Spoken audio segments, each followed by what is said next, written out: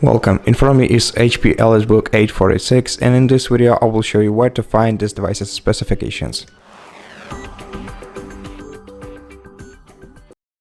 If you're looking for your laptop specifications, first of all, open the Start menu and go to Settings. In Settings, select the System section on the left side of the window, then scroll down to the About section and open it. In the About section, you can find the brief information about your device's hardware. Below you can find your device's specifications, you can find your Windows specifications too, and if in case you need to know more about your device's hardware, you can find more specifications about it by right-clicking the taskbar, then selecting Task Manager, and in Task Manager you have to open Performance section.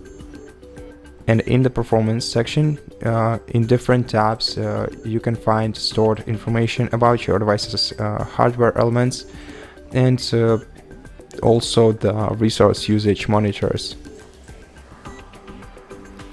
So that's how you do it. Thank you for watching this video. If you liked it, consider subscribing to our channel, leave us a like and a comment below, and I'll see you in the next one.